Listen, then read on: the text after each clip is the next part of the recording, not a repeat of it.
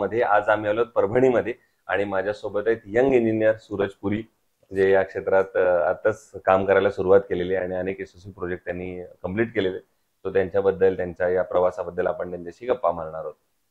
सगळ्यात महत्त्वाचा आणि पहिला प्रश्न आहे तो म्हणजे तुमची शैक्षणिक पार्श्वभूमी कशी राहिली, म्हणजे शाळा कुठली होती, कॉलेज कुठलं होतं लहानपणापासून, आणि सिव्हिल इंजिनियर हे फील्ड निवडण्यामागची प्रेरणा कुणाची होती, ज्यांच्यामुळे तुम्ही या फील्डमध्ये आलात किंवा तुम्हाला असं वाटलं की अरे मी पण या फील्डमध्ये जाईन, तर काय सांगाल? सर, सर्वात पहिल्यांदा काय आपलं 10वी 12वी हे एक आपलं नॉर्मली झालं.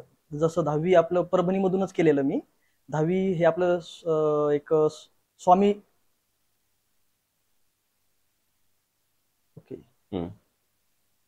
म्हणजे ना शाळेचं नाव तुम्हाला ते हा 10वी मी गांधी विद्यालय शाळेतून केलेलं आहे आणि 12वी आपलं परभणीच्या शिवाजीनगरमध्ये झालेलं आहे. शिवाजी कॉलेजमध्ये आपलं परभणीचं जे शिवाजी कॉलेज आहे त्या शिवाजी कॉलेजला आपली 12वी झालेली आहे.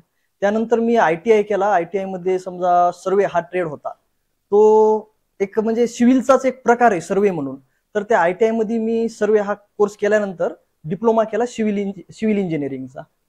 हे अशा प्रकारे हे माझं एक शिक्षण झालेलं आहे. पण ह्या इंजिनिअरिंग क्षेत्रामध्ये जे माझं म्हणजे यायचं जे कारण आहे, तर मी असंच काही ठिकाणी घर बांधकाम चालू होतं तेव्हा बघितलं की बाबा जे मिस्त्री वगैरे आहेत तर त्यांना जे इंजिनियर्स वगैरे येतात तेव्हा त्यांना जे सांगतात की बाबा हे असं नाही, हे असं करा, ह्या गोष्टी तुमच्या थोड्या चुकल्या, ह्याला अशी दुरुस्ती करा. तर त्यांच्याकडलं एक जे इंजिनियर्स लोकांकडे जे टेक्निकल नॉलेज होतं आणि त्यांचा सांगण्याची जो प्रकार होता, तर ह्या टेक्निकल नॉलेजला मला थोडंसं चांगलं वाटलं की बाबा आपण सुद्धा असं काहीतरी बनलं पाहिजे. हे अशा प्रकारचं तेव्हा त्या साईटवरती मला तसं वाटलं आणि त्यामुळे मी ह्या लाईनमध्ये आलेलो. हो, बरोबर. मग दुसरा याच्या पुढचा टप्पा येतो ते म्हणजे पहिली केलेली साईट किंवा पहिला केलेला प्रोजेक्ट, तर ती आठवण कशी होती? पहिला प्रोजेक्ट कसा मिळाला? तो स्ट्रगलिंग पिरियड सगळा कसा राहिला? ओके, पहिला पिरियड म्हणजे सर जेव्हा आम्ही प्रॅक्टिस करायचो होतो दुसऱ्या सिव्हिल इंजिनियरकडे की बाबा आता आपल्याला कधीतरी आपल्याला आपलं स्वतःचं ऑफिस टाकायचं आहे म्हणून आम्ही एक प्रॅक्टिस करायचो. तर त्या दरम्यानच आम्हाला एक पहिला प्रोजेक्ट भेटला होता आणि पहिला प्रोजेक्ट म्हणजे थोडासा असा की नॉलेज असताना सुद्धा आपण बोलू शकत नाहीत कारण तो कॉन्फिडन्स एक नव्हता पहिल्या प्रोजेक्टमध्ये. आणि कॉन्फिडन्स ह्याच्यामुळे कारण जे मिस्त्री वगैरे जे काम करतात त्यांना खूप चांगली सवय असते की समोरच्या माणसाला सांगण्याची की बाबा मी जे बोलतो तेच खरे, शिक्षणापेक्षा एक्सपिरियन्स आमचा कसा चांगला, हे मिस्त्री लोक खूप चांगल्या प्रकारे कोणालाही कन्व्हिन्स करू शकतात. आणि त्यातली त्यात तो तर आमचा सर्वात सुरुवातीचा पहिला प्रोजेक्ट होता. म्हणजे असं आम्ही नंतर सुद्धा पाहत गेलो की बरेच इंजिनियर लावल्यानंतर सुद्धा घरमालक जे आहेत ते प्रोजेक्ट सुरू झाल्यानंतर काही काळानुसार मिस्त्रींच्या किंवा गुत्तेदारांच्या बोलण्यामध्ये येतात आणि इंजिनियर्स पासून थोडेसे दुरावले जातात. कारण गुत्तेदारांना झालं किंवा मिस्त्रींना झालं, जेवढे इंजिनियर नको तेवढाच चांगला, कारण त्यांची जी साईट आहे ती लवकरात लवकर संपून जाते. त्यामुळे हा असा पहिला खरं म्हणजे भीतीतच गेला आपला पहिला प्रोजेक्ट की बाबा म्हणजे कॉन्फिडन्स नव्हता, अभ्यास असून कॉन्फिडन्स बरोबर, प्रॅक्टिकल नसतं आपल्याकडे. आता येऊया काही तांत्रिक प्रश्नांकडे. त्यातला पहिला एक प्रश्न आहे म्हणजे तुम्ही आता या फील्डमध्ये काम करताय, जसं आता तुम्ही म्हटलं प्रॅक्टिकल जेव्हा आपण काम करायला लागतो तेव्हा आणखीन एक अडचण लक्षात येते, ती म्हणजे या कामगारांमध्ये अकुशल कामगारांचं प्रमाण फार मोठं आहे. आणि अशा अकुशल कामगार किंवा अनस्किल्ड लेबर बरोबर काम करणं हे कितपत धोकादायक आहे असं तुम्हाला वाटतं आणि तुम्ही कशी ती परिस्थिती हाताळता? ओके, तर अनस्किल्ड लेबर सोबत म्हणजे सर कसं माहितीये का, सर्वात मोठं एका बिल्डिंगसाठी धोका केव्हा असतो, जेव्हा अर्धवट नॉलेज माणसांना असतं. तर अर्धवट नॉलेज म्हणजे हे असं इतके धोकेदायक आहे की एखाद्या घरमालकांचे साध्या वीट बांधकामात सुद्धा जर आपण बघितलं तर दुपटीने पैशाची वाढ होऊ शकते. जसं जर एखादा कुशल कामगार असेल तो वीट बांधकाम एका लाईन मध्ये करणार, ज्याला आपण टेक्निकल नॉलेज म्हणजे लँग्वेज मध्ये आपण बोलू शकतो की ते एक वळंब्यामध्ये बांधकाम करणार, प्लंबॉम मध्ये करणार, ज्यानं करून काय होईल की बाबा जेव्हा वीट बांधकाम होईल ते एका लाईनीत जर राहिलं तर आपण त्याला जो प्लास्टर वगैरे करतो त्या प्लास्टर सुद्धा खूप कमीत कमी थिकनेस मध्ये होईल, जसं की अर्धा ते 1 इंच आपल्याला प्लास्टरला सफिशियंट असतं. पण जर ते अकुशल कामगार तिथे असतील तर काही विटा बाहेर काही विटा मध्ये अशा प्रकारे त्यांचं बांधकाम असेल आणि त्यांच्यामुळे आपला जो प्लास्टरचा सुद्धा आहे तर वीट बांधकामच कव्हर करायला आपल्याला 1 ते 1.5 इंच जाईल त्या प्लास्टरने आणि त्याच्यावर आणखीन डबल आपल्याला एक अर्धा इंचाचा कोट मारावा लागेल. म्हणजे जिथे आपल्याला अर्ध्या इंच प्लास्टरची गरज होती तिथे आपण 2 इंचापर्यंत प्लास्टर करतो. साधं हे एक उदाहरण आपण फक्त वीट बांधकामाचं दिलं तर आपल्याला इतका फरक जाणवण्यात येतो. तेच त्याच्यामध्ये आता फुटिंग झालं, कॉलम झालं, स्लॅब झालं, ह्या ठिकाणी सुद्धा हे जे आहेत लॉसेस हे घरमालकांना उचलावंच लागतात. त्यामुळं एक कुशल कामगार असणं घरमालकासाठी अतिशय महत्वाचं आहे. बरोबर. हो. आता तर रेसिडेन्शियल वरचा प्रोजेक्ट चाललेला किंवा तुम्ही त्याच्यावरची चर्चा चाललेली, तर त्यातलाच मग पुढचा एक प्रश्न असा आहे की जेव्हा तुम्ही घरांची कामं करत असाल तेव्हा एक कायम डायलॉग किंवा एक वाक्य ऐकलं असेल घरमालकाकडनं की आमचं बजेट थोडं कमी आहे आणि एवढ्याच बजेटमध्ये बसवून द्या. आणि तुम्हाला तर बिंग इंजिनियर असं वाटत असतं की आपण चांगले दर्जेदार काम करावं. तर ते दर्जा आणि बजेट या दोन्हीचा मग समतोल कसा साधता तुम्ही? ओके. काही काही वेळा काय होतं की बाप्पा घरमालक त्यांना जेवढं बांधकाम करायचं असतं तेवढं त्यांच्याकडे बजेट असतंच. हे बहुतांश वेळा असंच होतं की बाप्पा समजा मला 2000 स्क्वेअर फूट मध्ये मला 2 BHK काढायचा आहे आणि सर माझ्याकडे एक 25 लाख रुपये आहेत. हे अशा प्रकारे जेव्हा क्लायंट्स असतात तेव्हा आम्ही त्यांना त्यांची पूर्णपणे मदत करतोच की बाप्पा, कारण त्या पैशामध्ये त्यांना जशी अपेक्षा आहे तसं बांधकाम ओरिजिनल मध्ये टेक्निकली पूर्ण होत असतं. पण काही काही वेळा काय होतं की बाप्पा घरमालकाकडे जागा कमी आहे किंवा त्याला भरपूर बांधकाम करायचंय परंतु त्याच्याकडे पैसा खूप कमी आहे. समजा मला 4 मजली बिल्डिंग बांधायचं म्हटलं आणि माझ्याकडे फक्त 10 लाख रुपये आहेत असं म्हटल्यावर सुद्धा नाही चालणार. तर त्यांना समजून सुद्धा सांगावं लागेल की सर तुमच्या पैशामध्ये तुम्ही एवढ्या एवढ्या प्रकारचं बांधकाम चांगल्या प्रकारे बांधू शकतात आणि त्यानुसारच त्यांना आपल्याला कमीत कमी खर्चामध्ये अतिशय चांगलं बांधकाम आपण बांधून देण्यास आपण मदत करू शकतो. जसं की जर आपण बघितलं ऍज अ इंजिनियर तर मिस्त्रींच्या गुत्तेदारांच्या मनावरती जर आपण घर बांधलं, असं नाही म्हणत मी की ते चुकीचं बांधतात वगैरे, पण काही काही गुत्तेदार काय करतात की बाबा त्यांचे काही फॉर्म्युले चलत आलेले की स्लॅब आहे, स्लॅब मध्ये 10 mm चा गज कंपल्सरी वापरणं.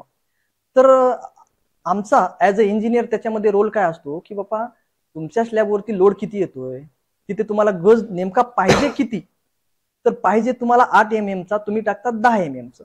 मग तिथे झालं सरळ सरळ त्या घरमालकांचं लॉस.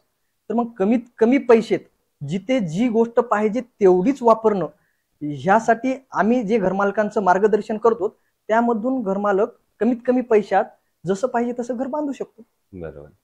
आता पुढचा प्रश्न एका वेगळ्या धाटणीचा आहे. तो म्हणजे असा आहे की तुम्ही स्वतः यंग आहात, इंजिनियर आहात आणि परभणीमधले आहात मूळचे. त्यामुळे पुढचा प्रश्न असा आहे, तो म्हणजे जर परभणीच्या विकासाचं व्हिजन असं जर विचारलं तुम्हाला एक इंजिनियर म्हणून, तर तुमच्या डोळ्यासमोर कुठले मुद्दे येतात ज्या मुद्द्यांवर आता काम केलं गेलं पाहिजे जर परभणीला आपल्याला पुण्या मुंबईच्या तुलनेत पुढे न्यायचं असेल तर?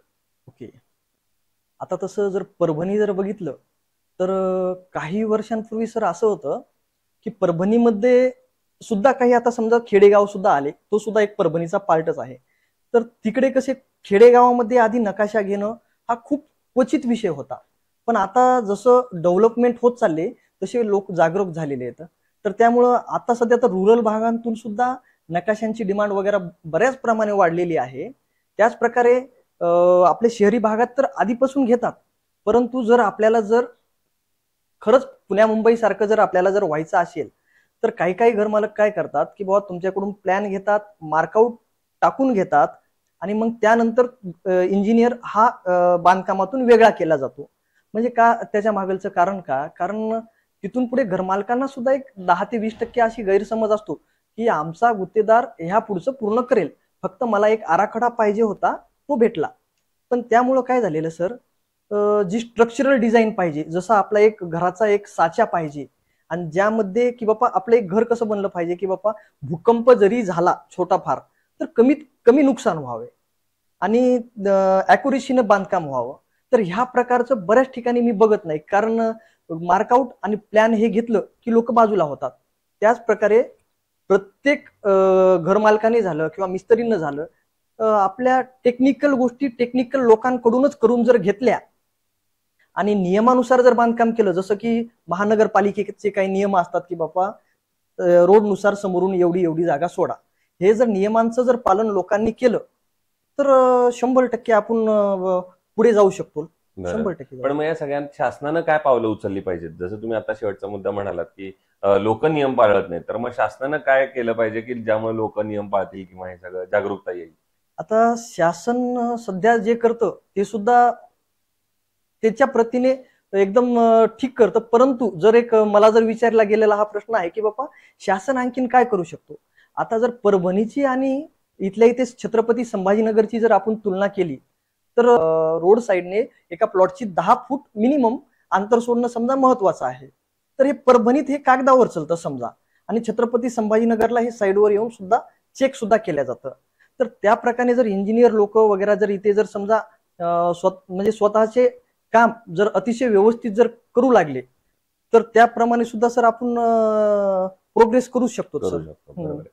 पुढचा प्रश्न असा आहे की आता तुम्ही आतापर्यंत जेवढे प्रोजेक्ट केले त्यामधला एखादा आयकॉनिक प्रोजेक्ट सांगू शकाल का, की जो काहीतरी वेगळा होता किंवा काहीतरी नवीन त्याच्यात वापरलं तुम्ही, किंवा तो एक काम करताना आनंद समाधान चांगलं होतं, असा एखादा प्रोजेक्ट? हा, तसा जर प्रोजेक्ट म्हटला सर, तर माझ्यासाठी एक आम्ही एक मंगल कार्यालय बांधलं होतं, ज्याच्यामध्ये आमचा जास्तीत जास्त स्पॅन जो आहे तो 66 फुटाचा होता. तर त्या स्पॅनवरती काम करण्यामध्ये आणि त्या स्पॅनसाठी जास्तीत जास्त तो जो स्ट्रक्चर आहे टिकण्यासाठी जे कॅल्क्युलेशन वगैरे करण्यामध्ये, आणि तो प्लॅन पूर्ण झाल्यानंतर त्या प्लॅनला एक पाहण्याचा दृष्टिकोन, म्हणजे तो एक फक्त आणि फक्त स्पॅनमुळे तो प्रोजेक्ट आमच्यासाठी खूप चांगला आहे. हो. आणि असा एखादा प्रोजेक्ट की जो करताना काहीतरी अडचणी आल्या, समस्या आल्या, किंवा असं वाटलं की अरे पुढे काय करायचं, आणि त्या आव्हानावर तुम्ही कशी मात केलीत, असा एखादा प्रसंग आठवतोय का? तशा सर आता इंजिनिअरिंग फील्ड म्हटल्यानंतर ह्याच्यामध्ये सर्वात महत्वाचं झालं की बाबा प्री प्लॅनिंग झाली. जर आम्ही एखाद्या प्रोजेक्टवर जर प्री प्लॅनिंग केलेली आहे पूर्णपणे, समजा आम्ही त्याला वेळ देऊन मग नंतर तो आम्ही प्लॉट करण्याचा जर प्रयत्न करतोय, तर तशा प्रकारे तर काही अडचणी यायला नाही पाहिजे. पण तरी सुद्धा तुम्ही जे प्रश्न विचारला त्यानुसार अडचणी मात्र बऱ्याच प्रोजेक्टवर येतात. जसं की गुत्तेदारांनी घरमालकांना मिसगाईड करणं, की बाबा ह्या ठिकाणी तुमचा एखादा कॉलम आहे, जी बिल्डिंग की 4 मजली जाते, त्याच्यामध्ये मी समजा 8 गज दिलेले 16 mm चे, तर गुत्तेदार सहज म्हणतो घरमालकांना की सर इथे तुमचं नुकसान होतं, इथे एवढ्या गजाची काही गरज नाहीये, असं मिसगाईड करतं. परंतु तो घरमालक हा विचार करत नाही की बाबा हा गुत्तेदार असं का म्हणतो. जर 8 गज 16 mm चे असेल तर त्याला उचलायला सुद्धा 4 लेबर लागतील. तर मग तिथे नुकसान तर गुत्तेदाराचं आहेच ना, की बाबा 4 लेबर जर मी एक कॉलम उचलून त्याच्या फिटिंगसाठी लावतोय, तर मग ह्या गोष्टी ज्या आहेत ह्या आम्ही जर घरमालकांना जर समजून सांगितले की सर गुत्तेदार ह्या गोष्टीमुळे असं म्हणत असेल, परंतु तुमचं हे पूर्ण बांधकाम हे कॅल्क्युलेशनवर झालेलं आहे आणि पुढच्या गोष्टींचा विचार करून झालेला आहे, आणि जर त्या गोष्टीचं आपल्याला जर पूर्णपणे नॉलेज असेल तर प्रॉब्लेम आला तरी सुद्धा आपण त्याला खूप आरामशीर सॉल्व्ह करू शकतो. बरोबर आहे. दुसरं, या क्षेत्रामध्ये आता जे तुमचे तरुण मित्र ज्युनियर्स येत आहेत, म्हणजे पहिलेच पाऊल ठेवतात या क्षेत्रामध्ये, तर त्यांना तुम्ही एक सिनियर म्हणून काय सल्ला द्याल? हा, सिनियर म्हणून सर त्यांना एकच सल्ला राहील, मी आतापर्यंत बघितलं की बरेच ज्युनियर येतात आणि ते काय होतं की त्यांना थोडंफार नॉलेज असतं, पण ते असतं अर्धवट नॉलेज. म्हणजे संपूर्ण जण म्हणत नाहीये मी, त्यातली काही जण तर अर्धवट नॉलेजवरती एखाद्या गोष्टीवर काम करणं आणि ते सुद्धा ओव्हर कॉन्फिडन्सनं, हे अतिशय नुकसानाकडे जाण्याचं एक हे झाला, समजा आपण नुकसानाकडे एक पाऊल टाकलेलं आहे. आणि मी आता बघतोय सर कसं झालंय की मिस्त्री झाले, गुत्तेदार झाले, ह्यांच्या दबावामध्ये ज्युनियर्स काम करतायत. तर त्यामुळे तुम्हाला काय करावं लागणार, म्हणजे ज्युनियर लोकांना काय करावं लागणार की आपण एक्सपिरियन्स एखाद्या इंजिनियरकडे, सिनियर इंजिनियरकडे एक्सपिरियन्स एवढा घेतला पाहिजे की कमीत कमी आपला कॉन्फिडन्स तरी पूर्णपणे आला पाहिजे, आपल्याला कॉन्फिडन्स की नाही मी म्हणतो ती गोष्ट 100% बरोबर, आणि का बरोबर ह्या गोष्टीचं जर नॉलेज जर ज्युनियरनं जर घेतलं आणि मग नंतर जर ते काम करायला लागले तर त्यांना काही प्रॉब्लेम येणार नाही, ही गोष्ट आहे. दुसरं, कन्स्ट्रक्शन मध्ये स्टील निवडताना तुम्ही काय पॅरामीटर्स बघता किंवा काय गुणवैशिष्ट्य बघता आणि मग ठरवता की हे स्टील चांगलं आहे, हे वापरलं पाहिजे? ओके, आता स्टीलचा जर विचार केला सर, मार्केटमध्ये बऱ्याच कंपन्या आहेत स्टीलच्या, पण त्यामध्ये आपल्याला बघण्याची गोष्ट की बाबा ते स्टील TMT प्रकारे बनलेलं आहे का, त्याची डक्टॅलिटी किती. आता डक्टॅलिटी बघा 450 आहे, 450, 500 आणि 550 डक्टॅलिटीचे हे स्टील बनतात. तर डक्टॅलिटी जास्तीत जास्त असेल तर बांधकामासाठी अतिशय चांगलं. आता डक्टॅलिटी म्हणजे सर नेमकं काय माहिती का, की बाबा एखादा आपण स्टीलचा बार आपण जर बेंड करतोय तर तो बेंड होतोय, तो क्रॅक होत नाहीये. आणि ह्याच प्रकारचं आपल्याला घर बांधकामामध्ये आपल्याला स्टील लागतं. जसं की आपण जर उदाहरणात बघितलं, जर कोणीही विचार करू शकतं की बाबा जर स्टील बेंड होतंय ते क्रॅक होत नाही म्हणल्यानंतर रेल्वे पटरीच्या खाली तर स्टील असतं, रेल्वेवरून गेली ते जर डक्ट होऊ लागलं तर रेल्वे पडेल ना, रेल्वेचं वजन एवढं असतं. पण तिथे रेल्वे कन्स्ट्रक्शन मध्ये स्टील जे वापरायचंय ते वेगळ्या प्रकारचे, तिथे डक्टिलिटी जास्त नाही पाहिजे, तिथं हार्डनेस जास्त पाहिजे. पण आपल्या घराचा हे स्ट्रक्चर एका स्प्रिंग सारखं बनलं पाहिजे. जसे की एखादा भूकंपाचा छोटासा जरी धक्का बसला तर जास्तीत जास्त स्लॅब वगैरे व्हायब्रेट होऊनच तो आपण नुकसानाच्या बाहेर पडलो पाहिजे. जर एकदम टफ तुमचं बांधकाम असेल तर भूकंप आला स्लॅब पडला तर काही महत्व नाही ना त्याला. मग स्टील मध्ये बघताना सर तुम्हाला डक्टिलिटी 100% बघायचंय, त्या स्टीलवरती ISI मार्क आहे का हे 100% बघायचंय. पुन्हा नंतर तुम्ही त्या ज्या कंपनीचं स्टील घेतायत त्या कंपनीचं नाव व्यवस्थितपणे आपल्याला वाचता येतो का, आणि त्यामध्ये 8 mm, 10 mm, 12 mm, 16 mm जेही गज असतात त्याचं मेन्शन केलेला म्हणजे जो आहे 10 mm चा समजा मी बार घेतोय तर 10 mm असं त्या बारवरती लिहिलेलं आहे का. आणि जर टेक्निकली जर त्याला बघायला गेलं तर सर कसं आहे, आणखीन काही गोष्टी येतं. समजा प्रत्येक स्टीलचं वजन त्याच्या हीटनुसार चेंज होतं. समजा आपण लोखंडाला जास्त हीट देत राहिलो तर वजन समजा कमी होत राहणार ह्या प्रकारे. पण आपल्याला घर बांधकामाला काय करायचंय की घर बांधकामाला आपल्याला एक विशिष्ट म्हणजे समजा तुम्ही 1 मीटरचा जर तुकडा घेतला गजाचा तर त्या वजनामध्ये बसलं पाहिजे. समजा 6 mm चं जर मी स्टील घेतोय आणि तो 1 मीटरचा तुकडा आहे तर त्याचे काही फॉर्म्युले आहेत. समजा d²/164 असे काही फॉर्म्युले आहेत. समजा मी 6 mm चा गज घेतोय तर 210 ग्राम त्याचं वजन भरलं पाहिजे 1 मीटरच्या तुकड्याचं. त्याच प्रकारे 10 mm ला समजा 0.890 किलो, 12 mm ला 0.890 ग्राम आणि 10 mm ला 610 ग्राम. तसंच 12 mm ला जसं 890 ग्राम झालं तसंच 16 mm ला 1 किलो 580 ग्राम हे त्याचे स्टँडर्ड्स आहेत की बाप्पा 1 मीटरच्या गजाचं वजन एवढं भरलं पाहिजे. ऍक्युरेट तर कोणाचंच भरत नाही सर, ऍक्युरेट थोडाफार फरक असतो. जेवढं जवळ जाईल तेवढं चांगलं. आणि आयकॉन स्टील तुम्ही कधी वापरलंय का, तुमचा अनुभव कसा आहे? हो सर, आयकॉन स्टील वापरलेला आहे. आता आयकॉन स्टीलचं कसं आहे सर अनुभव, ह्या एका चांगल्या बांधकामासाठी ज्या प्रकारचं स्टील पाहिजे असतं त्या प्रकारचं एक आयकॉन स्टील हे आपण मानू शकतो. फक्त झालेलं काय आहे की आयकॉन स्टील हे जास्त लोकांपर्यंत समजा पोहोचलेलं नाहीये, त्यामुळे लोकांना आयकॉन स्टीलची माहिती कमी आहे. जसं की टाटा स्टील म्हटलं की लगे लोकांना वाटतं की अरे नंबर 1 आहे, JSW म्हटलं की वाटतं नंबर 1 आहे. त्याच रीतीने आयकॉन स्टील सुद्धा त्यांच्या कॅटेगरीमध्येच खूप चांगल्या प्रकारे आयकॉन स्टील आहे. आणि एक आयकॉन स्टीलचं जर आम्ही आमच्या इंजिनियर लेवलनुसार जर आम्ही विचार केला तर येत्या 4 ते 5 वर्षामध्ये आयकॉन स्टील अतिशय चांगल्या लेवलला जाईल, ज्याला की लोक ओळखू शकतात 100%. तो हे होते इंजिनियर सूरज पुरी आणि त्यांनी त्यांचा अनुभव तर सांगितला. एक त्यांची खासियत मगाशी सांगायची राहिली म्हणजे ते उत्तम चेस खेळतात आणि ते त्यासाठी नॅशनल लेवल पर्यंत सुद्धा पोहोचलेले आहेत. पण जसं तो 64 घरांचा राजा असतो तसा हा राजा माझ्या मते लोकांच्या घरांसाठी काम करतोय आणि भविष्यात सुद्धा तुम्हाला भविष्याचे अनेक टप्पे गाठायचे. सो असेच उत्तम आयकॉनिक प्रोजेक्ट तुमच्या हातून घडावेत याच आयकॉन स्टील तर्फे मनपूर्वक शुभेच्छा. धन्यवाद सर.